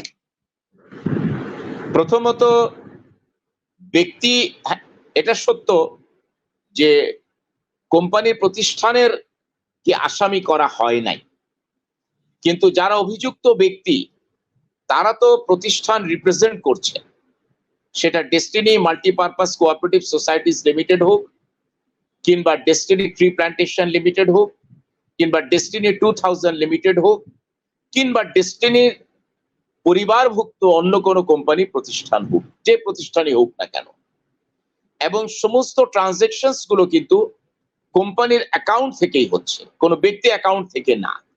অর্থাৎ যারা বেনিফিশিয়ারি, যারা প্যাকেজের আওতায় হোক, ইনসেন্টিভ হোক, স্যালারি হোক, সমস্ত কিছু ড্র করছেন কিন্তু কোম্পানি প্রতিষ্ঠানের অ্যাকাউন্টস থেকে। তো সুতরাং সেই ক্ষেত্রে কোম্পানি অ্যাকাউন্টস গুলো আপনি জানেন যে বর্তমানে বিজ্ঞ আদালতের নির্দেশক্রমে সমস্ত অ্যাকাউন্টস গুলো ফ্রিজ করা আছে। সুতরাং যেহেতু এটি বিচারাধীন বিষয়, এই বিষয়গুলো আমি আশাবাদী মহামান্য সুপ্রিম কোর্ট চূড়ান্ত সিদ্ধান্তের মাধ্যমে ন্যায় বিচার নিশ্চিত করবেন, এই প্রত্যাশা আমাদের ছিল, আছে এবং থাকবে ইনশাআল্লাহ। ধন্যবাদ স্যার আপনাকে, বিশেষ করে তাহলে স্যার আপনি আজকে আমাদেরকে সময় দিয়েছেন। এখন শেষ মুহূর্তে যাওয়ার মুহূর্তে আপনি একটু সম্মানিত সকল দর্শক এবং বিনিয়োগকারীদের উদ্দেশ্যে যদি কিছু বলেন। জি, ধন্যবাদ। জনাব সিরাজম মনির সাহেব বক্তব্য রাখতে গিয়ে পুরনো ঢাকার উদ্ধৃতি দিয়ে আমাকে পুরনো ঢাকার আদি বাসিন্দা হিসাবে এটা সত্য যে আমি পুরনো ঢাকায় আমার জন্ম, ছোট থেকে বড়, এখন থাকি না সেটাও ঠিক। এখন আমি অন্য এলাকাতে থাকি ঢাকা শহরের মধ্যে। তো সেই ক্ষেত্রে আমি সবসময় একটা বিশ্বাস করি, রাখে আল্লাহ মারে কি, সেটা পুরনো ঢাকা হোক আর যেখানে হোক। কারণ আপনারা জানেন যে কোনো ব্যক্তি বিশেষের দুর্নীতি, কোনো ব্যক্তি কোনো এজেন্সি শনাক্ত করতে পারলো না, কিন্তু একটা ছাগল ঠিকই করে ফেললো। একটা ছাগল একটা ব্যক্তির দুর্নীতিটাকে প্রকাশ করে দিল এবং সবাই জানতে পারলো পত্রিকার সূত্রে। তো সুতরাং সোশ্যাল মিডিয়াতে আসছে এবং এটা বহুল প্রচারিত। তো সেই ক্ষেত্রে আমি কোন ব্যক্তির সম্পর্কে আমার কোনো মন্তব্য নাই, আমি উৎস সম্পর্কে বলছি। উৎস হচ্ছে ছাগল। আমাদের ডেস্টিনির মামলার উৎস হচ্ছে একটা পত্রিকা। আমাদের ডেস্টিনির মামলার উৎস হচ্ছে একটা পত্রিকা, আর ওই পত্রিকায় প্রকাশিত আরেকটা যা কিনা খুব ব্যাপকভাবে চলছে, সেটার উৎস কিন্তু একটা ঈদ উপলক্ষে একটা 15 লক্ষ টাকা মূল্যের একটা ছাগল। তো সুতরাং কখন কোনটার উৎস হয়ে দাঁড়ায়, আবার এই উৎসটা কিন্তু পক্ষেরও হতে পারে আবার বিপক্ষেরও হতে পারে। যাই হোক, আমার বক্তব্য হচ্ছে যে জনাব মোহাম্মদ রফিকুল আমিন 2012 থেকে শুরু করে ধৈর্যের পরিচয় দিয়ে এখন পর্যন্ত তিনি কিন্তু আইনি লড়াই চালিয়ে যাচ্ছেন। শুধু একটাই তার বিশ্বাস, একটাই তার মনোবল যে তিনি কোনো অপরাধ করেন নাই। আমাদের এই দাবিটা, তিনি যে দাবিটা করছেন, এই দাবিটা আইনত আমরা এস্টাবলিশ করার জন্য আমাদের চেষ্টা অব্যাহত রয়েছে। আমরা আশাবাদী যে আমরা মহামান্য উচ্চ আদালত থেকে ন্যায় বিচার পাবো ইনশাআল্লাহ। এবং সেই কারণে আমাদের সকল উচিত ধৈর্য ধারণ করা, আল্লাহর প্রতি আস্থা রাখা এবং আইন ও আদালতের প্রতি শ্রদ্ধাশীল হওয়া। ধন্যবাদ স্যার, আপনাকে ধন্যবাদ। আগামী সপ্তাহে আবার আপনার Thank you সাথে very দেখা much. হবে, বিস্তারিত বিষয় আপনাদের নিয়ে আলোচনা সবাইকে হবে। শুভরাত্রি। আপনারা ভালো থাকুন, সুস্থ থাকুন, মহান আল্লাহ আপনাদেরকে ভালো রাখুন। আমার ও আমার পরিবারের জন্য দোয়া করবেন ইনশাআল্লাহ। সবাইকে শুভরাত্রি, গুড নাইট, শাব্বা খায়ের। Thank you. আসসালামু আলাইকুম। জনাব সিরাজুল মনির, আমরা লম্বা একটি সময় আপনাকে অপেক্ষা করিয়েছি। আমরা এই মুহূর্তে আপনার কাছ থেকে জানতে চাইবো, বিশেষ করে গত কিছুদিন আগে ডেস্টিনি গ্রুপের যে ডেস্টিনি 2000 লিমিটেডের একটি বোর্ড মিটিং হয়েছে। বোর্ড মিটিং এ অনেকগুলো বিষয় সম্ভবত আলোচনা হয়েছে। যে বিষয়গুলো সম্মানিত বিনিয়োগকারীদের উদ্দেশ্যে বলা সম্ভব, আপনি যদি সংক্ষিপ্তভাবে সেই বিষয়টি সম্পর্কে একটু সংক্ষিপ্ত ব্যাখ্যা করেন, যেগুলো বলা সম্ভব। ধন্যবাদ আজকের সঞ্চালক আবুল হাসান সাহেব। এখানে মূলত আমাদের হাইকোর্ট কর্তৃক যে আদেশ দেওয়া হয়েছে ডেস্টিনি 2000 লিমিটেডকে চালু করার জন্য, এই চালু করতে গিয়ে যেই যে বিষয়গুলোকে ঠিক করতে হবে এগুলো নিয়েই আমাদের বোর্ড মিটিং এর আলোচনা, এবং ডেস্টিনির যেখানে যেখানে সম্পদ রয়েছে সম্পদগুলো রক্ষা করা, মামলাগুলো সুন্দর করে পরিচালনা করে এগিয়ে নিয়ে যাওয়া। মানে ডেস্টিনির মূল মামলার পাশাপাশি আরো অনেকগুলো মামলা রয়েছে, সেগুলো যেন পরিচালনা করতে পারা যায় এবং আমাদের সেই সম্পদগুলো যেন ব্যাহত হয়ে না যায়, এই বিষয়গুলো আলোচনা রয়েছে। যেমন একটি প্রতিষ্ঠান আজকে 12টি বছর বন্ধ রয়েছে, এই প্রতিষ্ঠানটি 12টি বছর এটাকে এখন সচ্ছল করতে হবে, মানে এটাকে অডিট করতে হবে। মানে একটা প্রতিষ্ঠান চালু করতে গেলে কিন্তু একটা অডিট করতে হয়, এবং এই অডিটের জন্য একটা কমিটি করে দেওয়া হয়েছে দ্রুত অডিট করার জন্য। কারণ চালু করতে হলে দ্রুত অডিট করতে হবে। তারপরে এই অডিট কমিটি রয়েছে, তারপর ব্যাংক অ্যাকাউন্ট খোলার জন্য একটা কমিটি রয়েছে, এটার জন্য পদক্ষেপ নেওয়া হয়েছে। এরপরে দেখা গেছে আমাদের ডেস্টিনি যে চালু করতে হলে তো একটা মার্কেটিং প্ল্যান নিয়ে আমাদের কাজ করতে হবে। যেমন ডেস্টিনি 2000 লিমিটেডের 45 লক্ষ গ্রাহক ডিস্ট্রিবিউটার এটার সাথে সম্পৃক্ত রয়েছে। এখনো লক্ষ লক্ষ ডিস্ট্রিবিউটার সারা বাংলাদেশে অপেক্ষা করছে, তারা কাজ করবে। এবং ডেস্টিনি ব্যাক করলে ডেস্টিনির যে প্ল্যান রয়েছে, প্ল্যান অনুযায়ী যদি আমরা মাঠে নামতে পারি, লক্ষ লক্ষ ডিস্ট্রিবিউটার এখানে কাজ করে তাদের জীবন রুজি রোজগারের ব্যবস্থা এখানে হবে। তো এই বিষয়গুলো নিয়ে বোর্ডে আলোচনা হয়েছে যে কোন প্ল্যান করলে এবং আমাদের কিভাবে প্ল্যান করলে এখন বর্তমান উপযোগী প্ল্যান করে আমরা ডিস্ট্রিবিউটারদের কাছে নিয়ে যেতে পারবো এবং আমরা এখানে ব্যবসা করতে পারবো, এই বিষয়গুলো নিয়ে আলোচনা করে এখানে একটা কমিটি করা হয়েছে। এই কমিটির আবার গত 3-4 দিন আগে একটা মিটিং হয়েছে, সেই মিটিং এ ব্যাখ্যা বিশ্লেষণ হয়েছে, একটা মার্কেটিং প্ল্যানও রেডি করা হয়েছে। এই মার্কেটিং প্ল্যানের সাথে বুয়েটের একজন লোক রয়েছে এবং সেখানে এটা অবজারভেশনের জন্য দেওয়া হয়েছে। মোটামুটি এগুলো নিয়ে কাজ চলছে যে কিভাবে ডেস্টিনি 2000 লিমিটেড তো এমএলএম কোম্পানি, এই এমএলএম এর ধারা ঠিক রেখে কিভাবে এটাকে চালু করা যায়, এগুলো নিয়ে একটা গবেষণা টিম, মার্কেটিং টিম, টোটাল বিষয়গুলো নিয়ে কিন্তু হিউজ পরিমাণে কাজ চলছে। তো আশা করি আমরা পরবর্তী মিটিং এ আমরা চমৎকার একটি রেজাল্ট পাবো এবং এগুলো নিয়ে আমরা একটা আলোচনা করে একটা মার্কেটিং যারা রয়েছে তারা যে মার্কেটিং প্ল্যানটা প্রবলেম, হ্যাঁ, মার্কেটিং প্ল্যান যারা তৈরি করেছে, এটা পরবর্তী মিটিং আমরা দেখতে পাবো। এটা নিয়ে আলোচনা হবে, তবে আগাই যাচ্ছে, খুব দ্রুত এগিয়ে যাচ্ছে বর্তমান বোর্ড। তো আশা করি খুব অল্প সময়ের মধ্যেই 45 লক্ষ লোককে আমরা চমৎকার একটি মার্কেটিং প্ল্যান উপহার দিতে পারবো। এবং এটাও অনেকগুলো বিষয় আছে, এইগুলো নিয়ে আবার কোর্টে যেতে হবে। আমরা মার্কেটিং প্ল্যান রেডি করলে এটা নিয়ে আবার কোর্টে যেতে হবে, কোর্টে গিয়ে কোর্টের অনুমতি নিতে হবে যে আমরা ডেস্টিনি 2000 লিমিটেড যেহেতু এমএলএম কোম্পানি, আমরা এটা মার্কেটিং প্ল্যান তৈরি করেছি, এটা চমৎকার প্ল্যান, এটা আবার কোর্ট অ্যাকসেপ্ট করলে এটা নিয়ে আমরা মাঠে যাব। এরপরে আমাদের অনেকগুলো কাজ রয়েছে, সবকিছু রেডি করে আশা করি সময় লাগবে, কিন্তু এগিয়ে যাচ্ছি আমরা ইনশাআল্লাহ। জি আচ্ছা, আরেকটি বিষয়, আমাদের সম্মানিত একজন দর্শক প্রশ্ন করেছিলেন যে গত সপ্তাহে এই 3জন, আপনি সহ 3জন, জনাব জাকির হোসেন খুসরু এবং সাইফুল ইসলাম রতন, এরপরে শাহজালাল মাহমুদ, এরপরে চাপমিন সহ এবং মাল্টিপারপাসের 2জন, একজন হচ্ছে সেক্রেটারি আজম আলী এবং কেশিয়ার জনাব এটিএম খুরশিদ আলম, আপনারা জনাব রফিকুল আমিন স্যারের সাথে সাক্ষাৎ করতে গিয়েছিলেন, কি বিষয়ে গিয়েছিলেন বিষয়টি একটু জানতে চেয়েছে অনেকেই। আচ্ছা, এই বিষয়টা হলো আমাদের মাল্টিপারপাসের মামলার ডেট রয়েছে, মাল্টিপারপাসের মামলার ডেট রয়েছে। এইটার শুনানির জন্য এখানে অনেক কাগজপত্র দরকার এবং এখানে শুনানির জন্য এমপি স্যারের আপনাকে শুনতে পারিনি, নেটের সমস্যা ছিল মনে আপনার, আপনি শুনতে পাইনি, লাইন কেটে গিয়েছিল, আবার একটু যদি বলেন। হ্যাঁ, বলছি যে আমাদের মাল্টিপারপাসের মামলার সামনে একটা মামলার ডেট রয়েছে। জি জি, ওই ডেটকে কেন্দ্র করে এখানে কিছু তথ্য এবং কিছু পরামর্শ এই বিষয়গুলো নিয়ে এমডি স্যারের সাথে পরামর্শ করার জন্য গিয়েছিল। যারা মাল্টিপারপাসের সেক্রেটারি আজম আলী এবং আরো যারা রয়েছে সবাই মিলে এমডি স্যারের সাথে একটা পরামর্শ করার জন্য ওখানে গিয়েছিল, যে সামনে যেহেতু আমাদের একটা ডেট রয়েছে, এই ডেটে আমরা কিভাবে কি করব এগুলো নিয়ে এমডি স্যারের চেয়ারম্যান সাহেবের সাথে একটু পরামর্শ করার জন্য গিয়েছে, আর কিছু না। জি ধন্যবাদ আপনাকে। আমরা পরবর্তী বোর্ড মিটিং কবে, এই বিষয়টি একটু সম্মানিত দর্শকদের উদ্দেশ্যে যদি বলতেন। আমাদের বোর্ডের মাননীয় চেয়ারম্যান সাহেব উনি লন্ডন রয়েছে, আশা করি আগামীকালকে বাংলাদেশে আসবেন, আসলে পরে আলোচনা করে একটা ডেট ফিক্সড হবে পরবর্তী বোর্ড মিটিং এর জন্য।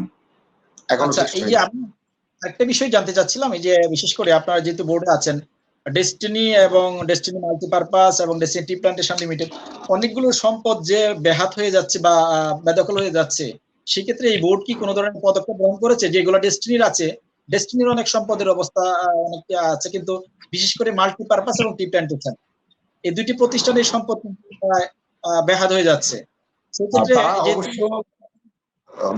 বর্তমান বোর্ড মাল্টিপারপাস বা ট্রি প্লান্টেশন কোন সম্পদ কার এগুলো দেখছে না, তারা ডেস্টিনির সম্পদ, তারা সবই ডেস্টিনির মনে করছে, আন্তরিকতা তাদের রয়েছে। এবং কক্সবাজারে যে আমাদের ক্রাউন প্যাসিফিক হোটেল রয়েছে, ওটা নিয়ে আলোচনা উঠছে, ওখানে কিভাবে এটাকে রক্ষা করা যায়। ওর পাশ থেকে বালু সরে গিয়েছে পিছন থেকে, বা বালু কারো নিয়ে গিয়েছে, এবং এটার দেখা গেছে প্লাস্টার এখনো করা হয়নি, হোটেল নষ্ট হয়ে যাচ্ছে। তারপরে আমাদের চিটাগাংয়ে আমাদের অফিস বিল্ডিং রয়েছে, ফ্লোর রয়েছে, সেগুলো মানুষের দখলে আছে, এটা কিভাবে আনা যায়, মানে সবগুলোই, যেমন আমাদের টঙ্গীর জায়গাটা, এটা আমাদের গাজীপুরে মামলা চলছে, সেই মামলার খরচ দিয়ে কিভাবে এটাকে উদ্ধার করা যায়, মানে সব ব্যাপারে তারা আলোচনা করে, বোর্ড আলোচনা করে সব কিভাবে রক্ষা করা যায়, কোনটা কার, ট্রি প্লান্টেশন না মাল্টিপারপাস আর ডেস্টিনি, সেটা পরে, আগে সম্পদ রক্ষা হোক, তারপর দেখা যাবে কোনটা কি পরে, এভাবে করে আলোচনা করে এগিয়ে যাচ্ছে। এখানে বিষয় হলো আসলে বর্তমান বোর্ড যারা এখানে রয়েছে, এখানে আমাদের ফিনান্সিয়াল সাপোর্টটা অনেক বড় একটা বিষয়, কারণ একটা বোর্ড সামনে এগিয়ে যাওয়ার জন্য আমাদের ফিনান্সিয়াল যে সাপোর্টটা, এই সাপোর্টটা কিন্তু এখন ওইভাবে আমাদের নেই। কারণ আমাদের অ্যাকাউন্ট যদি ওপেন হতো, তাহলে সেখানে টাকা রয়েছে, সেটা দিয়ে আমরা একটা ব্যাকআপ নিতে পারতাম। কোনো ধরনের সাপোর্ট কিন্তু আমাদের নেই এই মুহূর্তে এই বোর্ডকে এগিয়ে নেওয়ার জন্য। তারপরেও মাননীয় চেয়ারম্যান সাহেব বা আরো যারা, সে নিজে থেকেও অনেক টাকা খরচ করে ফেলেছে, করছে, এভাবে যারা পারছে টুকটাক সাপোর্ট দিচ্ছে। তো দেখা গেছে আমাদের হাতে এই মুহূর্তে যদি ফিনান্সিয়াল ব্যাকআপ থাকতো, তাহলে দেখা গেছে আরো কোথায় কোথায় সম্পদ কি হচ্ছে না হচ্ছে, এগুলো আরো খোঁজখবর নিয়ে আরো পদক্ষেপ নেওয়া যেত। এবং দেখা গেছে একটা মামলা চলছে, সেই মামলার কিন্তু উকিলকে টাকা দিতে হয়, যে টাকার দেওয়ার একটা বিষয় রয়েছে। এই অনেকগুলো বিষয় আছে, প্রত্যেকটা বিষয়ের সাথে ফিনান্সিয়াল ইনভলভমেন্ট খুবই ইম্পর্টেন্ট। তো এই টাকার কারণে অনেক জিনিস হয়তো হচ্ছে না, তারপরও বর্তমান বোর্ড সর্বোচ্চ চেষ্টা করে যাচ্ছে কিভাবে সব দিক ঠিক রেখে এটাকে রক্ষা করে, ডেস্টিনিকে রক্ষা করে কিভাবে ডেস্টিনিকে সামনে চালু করা যায়, এই বিষয় নিয়ে সবাই আন্তরিকভাবে এগিয়ে যাচ্ছে ইনশাআল্লাহ। জনাব সিরাজুল, যে বিষয়টা বলছিলাম সেটা হচ্ছে যে এই যে মূল যে মামলাটা, যেটা তো ইতিমধ্যে টি প্ল্যান্টেশন একটা 11 তারিখ শুনানি আছে, এই যে বৈচারিক আদালতে যে আরেকটি মামলা আছে ডেস্টিনি টি প্ল্যান্টেশন লিমিটেড, এই মামলাটি পরিচালনা করার ব্যাপারে, এটার খরচ প্রদানের ব্যাপারে বোর্ডে কোনো ধরনের আলোচনা হয়েছে কি? এই ব্যাপারে বোর্ডে আলোচনা হয়েছে, কিন্তু হলেও বর্তমান বলছে যে আসলে আমাদের কতগুলা মামলা আছে, এই মামলাগুলো আমাদের দেখা দরকার এবং বোঝা দরকার। কিন্তু বললেও হবে কি, আমাদের এর আগে শামসুল হক ভূঁইয়া সাহেব আমাদের বিভিন্ন ধরনের ব্যাকআপ দিয়েছে, কিন্তু এরপরে আসলে অনেকগুলো মামলা চালাতে পারছে না। মানে এমপ্লয়ীদের বেতন দিতে পারছে না, দেখা গেছে বিদ্যুৎ বিল দিতে পারছে না। তো এখন যেহেতু টাকার যদি ব্যাকআপ না থাকে, মামলা কিভাবে দেখবে? দেখার তো কোনো সুযোগ নেই। দেখা গেছে অনেক মামলা ডেট আছে, কিন্তু টাকার জন্য সে মামলা আমরা মোকাবেলা করতে পারছি না, এখন টাকা নেই তো। কারণ টাকা তো লাগবে। তারা এখন বর্তমান বোর্ডে যারা রয়েছে এর মধ্যে 3 জন রয়েছে হাইকোর্ট থেকে দেওয়া হয়েছে, এরা বাইরের, এরা আন্তরিকতা আছে, বাট টাকা তো দরকার। এখানে মূল বিষয় টাকাটা হলো।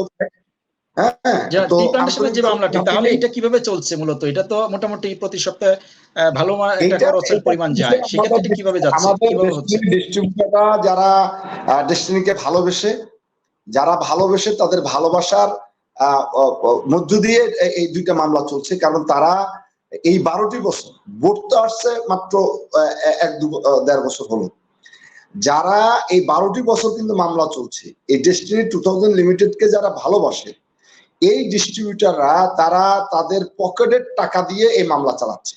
কারণ আমাদের যারা জেলে রয়েছে বা সবার কিন্তু অ্যাকাউন্ট বন্ধ, সবকিছু কিন্তু জব্দ, কার কোনো টাকা নেই, কোনো ইনকাম নেই, তাহলে মামলাটা চলবে কিভাবে?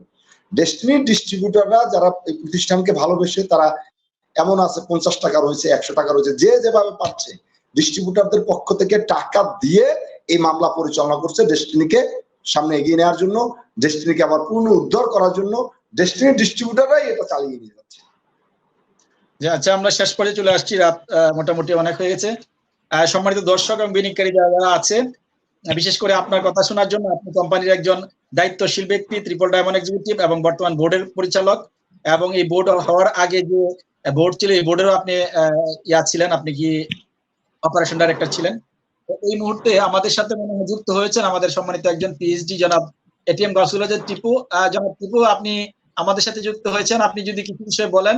আপনার লাইন থেকে ডিসকানেক্ট হয়েছিলেন, আপনি একটু মাইকটা অন করে একটু যদি কিছু বলেন। আমাদের সম্মানিত অতিথি আছেন জনাব সিরাজুম মনির, আমাদের এই বর্তমান বোর্ডের পরিচালক এবং ট্রিপল ডায়মন্ড এক্সিকিউটিভ। জনাব গাউসুল আজম টিপু, আপনি কিছু বিষয় বলেন, মাইকটা অন করে প্লিজ।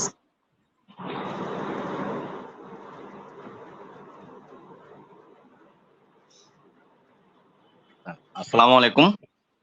জি, মাইকটা অন করেন ভাই, প্লিজ একটু মাইকটা অন করেন, একটু তাইলে আলোচনা সুবিধা হবে। জি, ক্যামেরাটা অন করেন প্লিজ। আসসালামু আলাইকুম। জি, ওয়ালাইকুম আসসালাম। ক্যামেরা অন করা সম্ভব?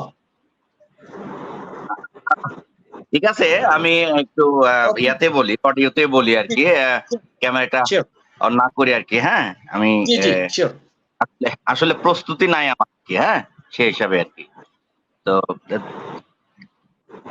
তো ধন্যবাদ। শুনতে পাচ্ছেন আপনাকে, একটু কন্টিনিউ করেন প্লিজ। হ্যাঁ, শোনা যায়? হ্যাঁ, শোনা যায়। জি, আচ্ছা।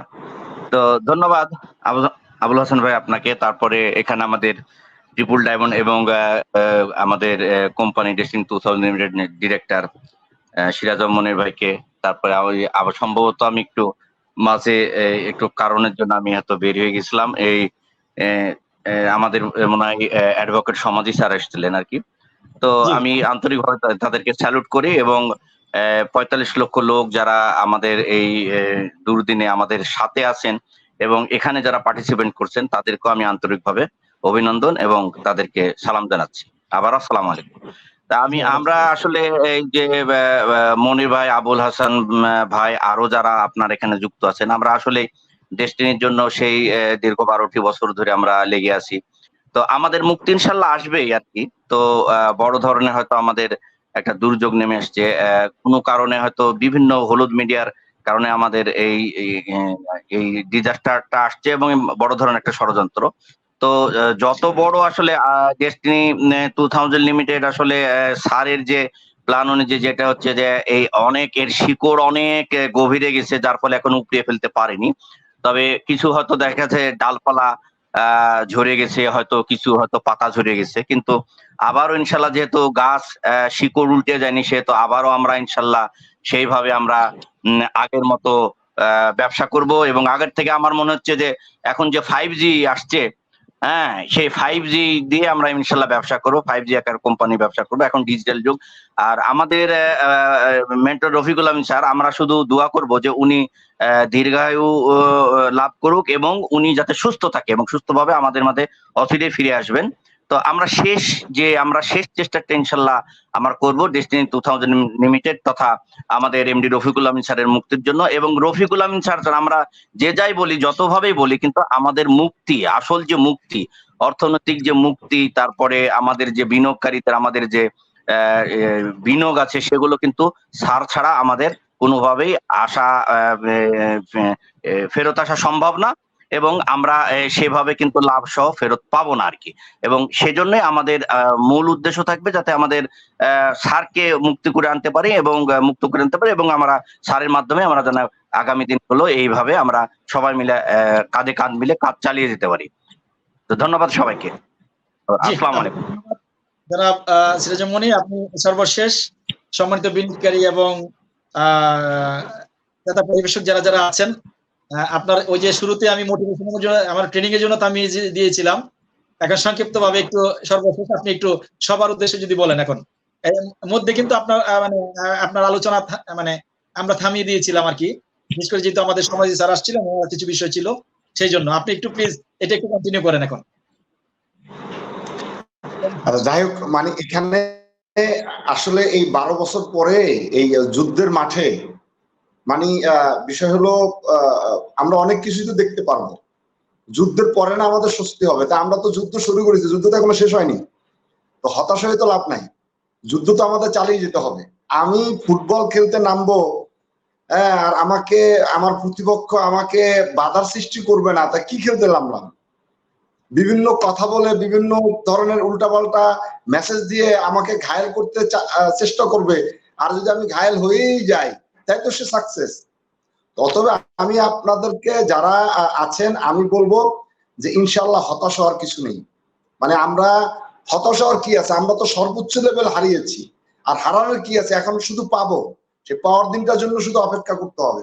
এমডি স্যার 12 বছর জেলকে কেটে ফেলেছে, 12 বছর আমরা কোনো ব্যবসা বাণিজ্য করলাম না, আমাদের বিনিয়োগ সব লুটপাট হয়ে গেছে, গাছ সব কেটে নিয়ে গেছে, সবকিছু উল্টাপাল্টা হয়ে গেছে। উল্টাপাল্টা হওয়ার আর কি আছে? এখানে নতুন করে হওয়ার আর কিছু নেই, এখন পাওয়ার আছে। শুধু এতটুকুই বলবো যে আপনারা মহান রব্বুল আলামিনের পরিকল্পনার উপরে মানুষের কোনো পরিকল্পনা কোনো কাজে লাগে না।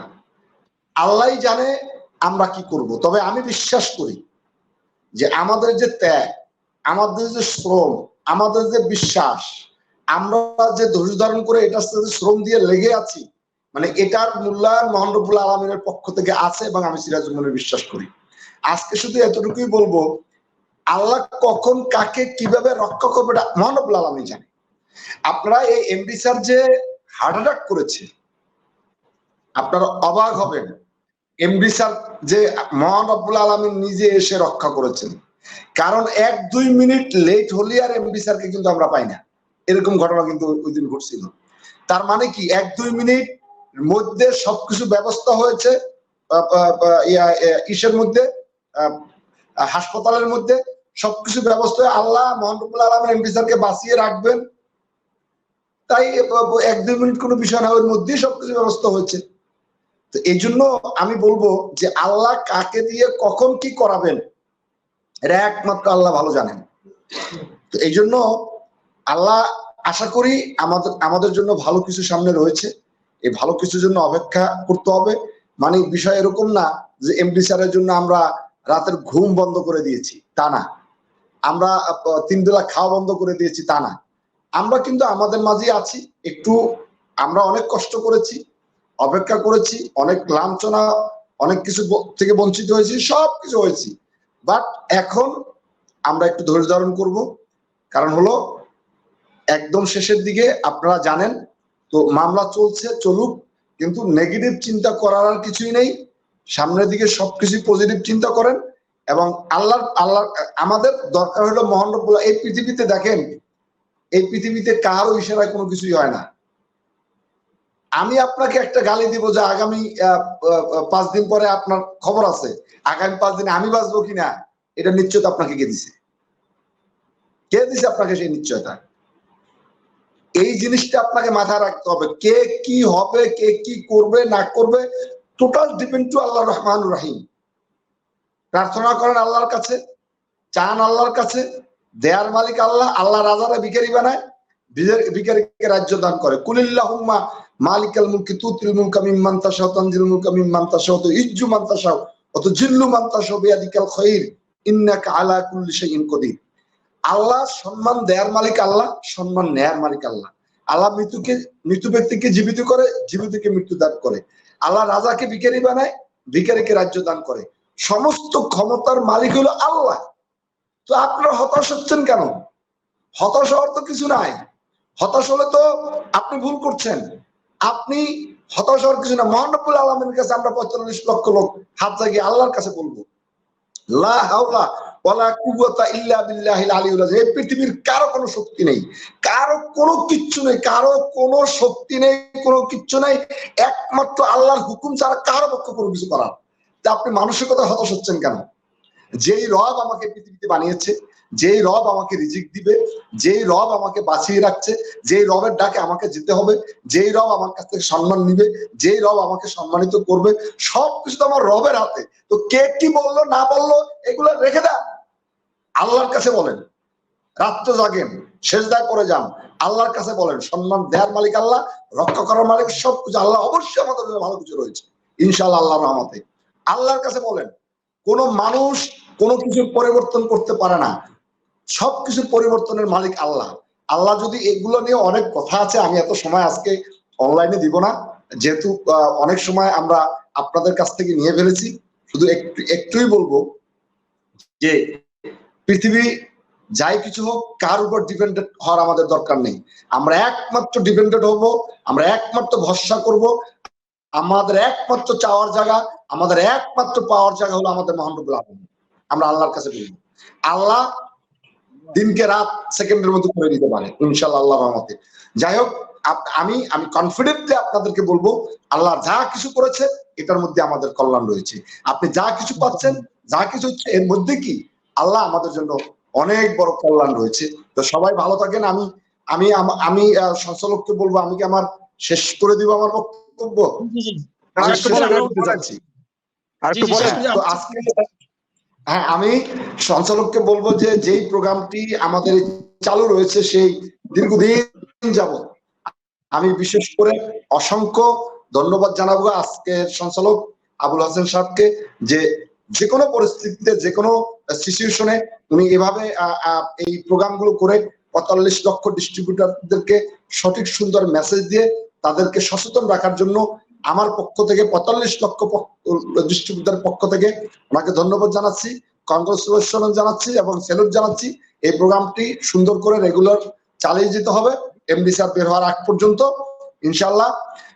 তো আমি এভাবে শেষ করতে চাই। আসসালাতু আসসালামু আলাইকা ইয়া রাসূলুল্লাহ, আসসালাতু আসসালামু আলাইকা ইয়া হাবিবাল্লাহ।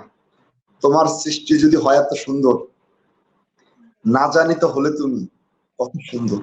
এই পৃথিবী সুন্দর, এই পৃথিবীর মানুষগুলো কি সুন্দর, সুন্দরে সুন্দরে পাল্লা না জানি কত সুন্দর তুমি আল্লাহ। থ্যাংক ইউ এভরিবডি, থ্যাঙ্কস মাই আল্লাহ। ধন্যবাদ জনাব সিরাজুল মুনির। আমরা অনুষ্ঠানের শেষ পর্যায়ে চলে আসি। সম্মানিত ভূমিকারী এবং দর্শক, আপনাদের সকলের উদ্দেশ্যে একটা বিষয় আপনাদেরকে অবগত করতে চাই। আজকের যে অনুষ্ঠানটি হয়েছে সেটি দৈনিক ফেসবুক পেজ থেকে শুরু হয়েছে, আমরা শেষ করে দিয়েছি এই মুহূর্তে। দৈনিক ডেস্টিনির ফেসবুক পেজে আপনারা লাইক দিতে থাকবেন এবং আপনারা ইতিমধ্যে জানেন এই সপ্তাহে দৈনিক ডেস্টিনিতে বিশেষ করে আমাদের সকলের প্রান্তীয় ব্যক্তি জনাব রফিকুল আমিন স্যারের একটা কন্টেন্ট দেওয়া হয়েছে, যে কন্টেন্টটিতে প্রায় 1 লাখের কাছাকাছি ভিউ হয়েছে। দৈনিক ডেস্টিনি মাল্টিমিডিয়া চালু হয়েছে, আপনারা জানেন 1 মাস হতে চলেছে। 1 মাসে ব্যাপক অগ্রগতি ইনশাআল্লাহ। এবং দৈনিক ডেস্টিনি ফেসবুক এবং ইউটিউব চ্যানেলটির সাথে আপনারা থাকবেন। ফেসবুক পেজটিতে আপনারা লাইক দিবেন এবং মূল্যবান মতামত প্রদান করবেন এবং কমেন্ট করবেন, ফলো দিয়ে রাখবেন। পাশাপাশি ইউটিউব চ্যানেল আছে 4টি ইউটিউব চ্যানেল আপনারা অবশ্যই সাবস্ক্রাইব করবেন এবং পাশে থাকবেন, মূল্যবান মতামত প্রদান করবেন। ডেস্টিনি গ্রুপের সকল বিষয়গুলো, বিশেষ করে আইনি, তারপর হচ্ছে বিনিয়োগের বিষয়, তারপর বিনিয়োগ ফেরতের বিষয়, মামলা সংক্রান্ত এবং অন্যান্য সকল বিষয় সংক্রান্ত বিষয়ে আপনারা সঠিক তথ্য পাওয়ার জন্য দৈনিক ডেস্টিনির সাথে থাকুন। ভালো থাকুন সবাই, পথ অনেক, আমরা সত্যের পথে। আবার কথা হবে আগামী সপ্তাহে। সে প্রত্যাশা রেখে সবার মঙ্গল কামনা করে আজকে শেষ করছি। ভালো থাকুন সবাই। আসসালামু আলাইকুম ওয়া রাহমাতুল্লাহি ওয়া বারাকাতুহু।